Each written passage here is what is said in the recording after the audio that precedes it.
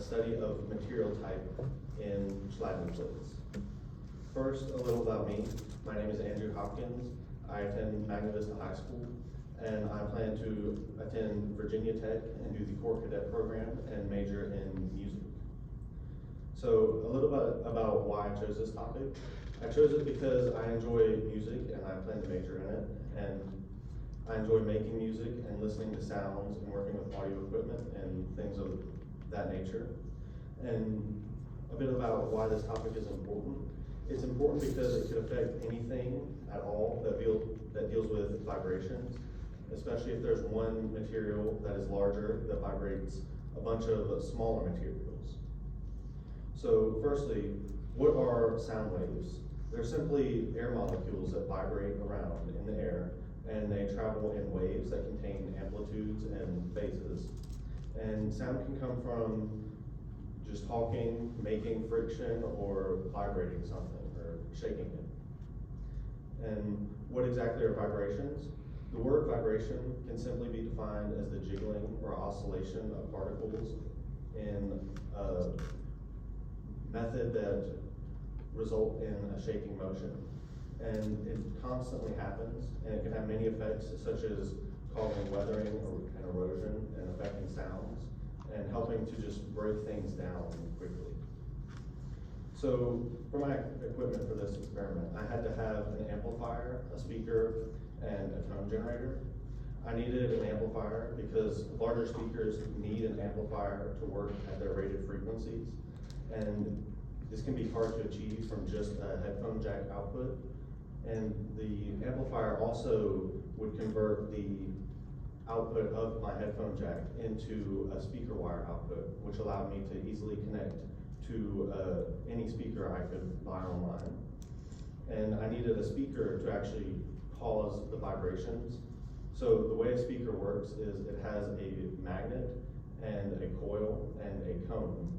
So the cone is the larger part of the speaker. It's usually made out of paper, and it's attached to the coil. And when you send power to the coil, it becomes an electromagnet that is attracted to the magnet below it, and this causes a vibration. And doing this several times over a second will produce a sound wave. I also needed a tone generator, and for this I used the Desmos graphing calculator, because you can go into the graphing calculator and type the word tone and parentheses, and in the parentheses you can type out the exact frequency you would like to be played, and it will play it, and it will do multiple of these frequencies at once. So for my materials, I had two main groups of metal and plastic. The metal group contains steel, aluminum, and copper. The steel and aluminum are more construction materials, and the copper is often used in electrical work. And then the three plastic groups, the PLA, PETG, and ABS, these three were chosen due to how easy it would be able to get and turn these into the 8x8 sheet that I would use in the experiment, which was done by the 3D printer that I have at home.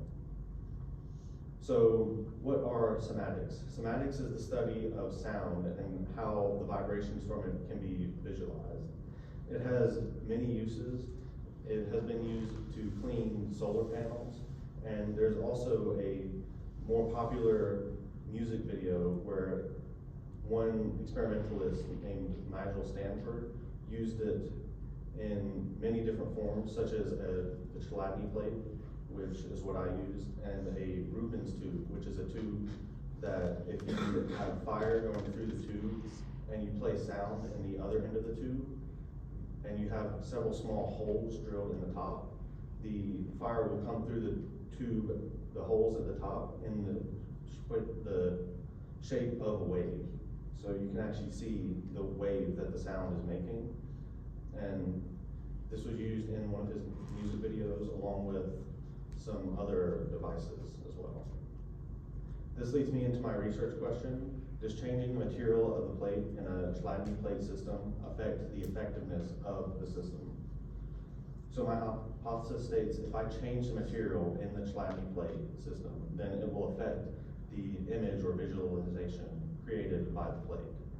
My null hypothesis states that all of the means are the same or very similar, and my alternative hypothesis states that at least one mean would have to be different in order to show a difference in the image.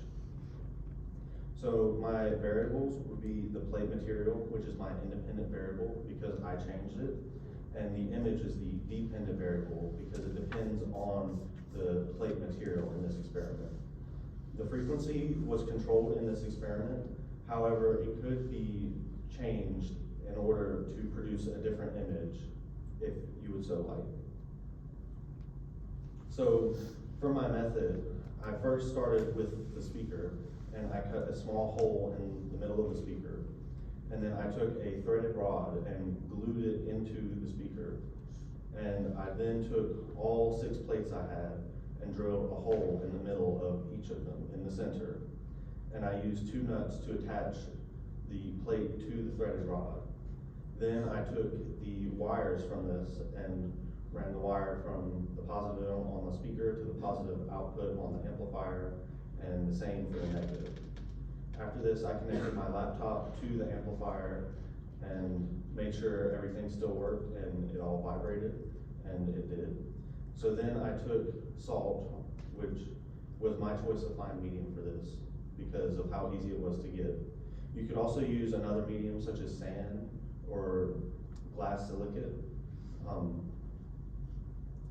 So I tested it and made sure it made the image, and then I used my camera on a tripod to take a picture of each visualization after I let the tone play for a couple seconds with each plate.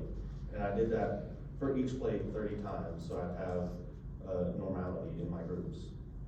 After that, I took all 30 images and overlaid them and used a program that would then again take each image and separately overlay it and count each pixel that is the same in each image to give me an overlap percentage to tell me how much of the same, how similar the image is to the average image. So for my hypothesis testing, I used a one-way ANOVA, which is an analysis of variance to determine if there's a variance in the means. And then I checked all my conditions, which were random, normal, independent, and then I made sure they had similar variance. For my results, I ran the test and then grabbed all the information. The X in each little box on the box and whisker plot represents the mean for that group. So, which leads me into my test statistic, which was an F value of 0.601. And the F-test statistic is a measure of the variance with a higher number, meaning that the variation is more equal between the groups. For my p-value, which was 0.699, this means that if one of the true means for the overlap percentages for each group is different, then there's a 70% chance that I would get that it was different purely by chance. For my discussion, there is not evidence at the 0.05 level of significance to conclude that one of the means for each of the groups is different. If there was any error in my statistics, it would be a type 2 error, which would mean I got that none of the groups were different when one actually was, but that was not the case. And then for my limitations, I would have liked to have had the speaker mounted to something like a sturdy table instead of on the floor, because if I put it on a weak table, the table itself could have vibrated and that might have affected my results. But the speaker could have vibrated around on the floor. So if it was mounted to a sturdy table that was, say, bolted down, then my results could be even more accurate. My amplifier, since I had the volume on my laptop and the amplifier turned up, it introduced a little bit of distortion into the waveforms, which could have affected it. And then for the glue I used, originally I just used a little bit of hot glue around the threaded rod to hold it to the speaker. And when I first tested it, the glue actually broke. So I re-hot glued it, and then I also used some wood glue, which ended up holding it in place and making sure my results were accurate. I would like to thank the audience and judges for listening to my presentation, and I would now answer any questions.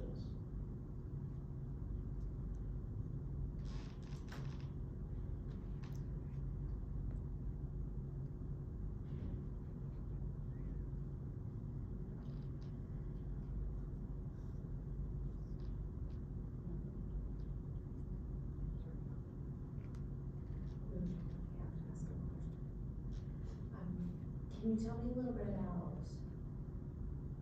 the why? Like, how does this apply to all of us in general? Why is it important for us to think about this? So this could apply to just using different materials in building things. So if you know something's gonna vibrate and you want, if there was any difference in any of the materials that you'd use that were caused by the material. So if the image was different because of the material, you would want to know that before you went in to build something in case that would affect whatever you were building.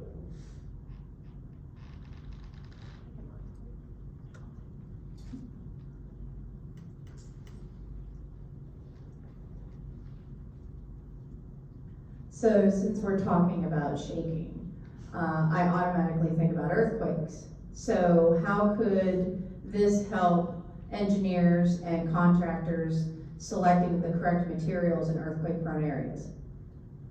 So it'd be the same thing with Ms. Hatchett's question. The material, whether it was, I would say more sturdy, that might would have affected it if, well, that might would have been shown if the sturdiness of the material would affect how the image was created because of the vibration. But because of the vibration not showing any difference for each material, I would say that the means of using each material would be about the same. Thank you, Andrew.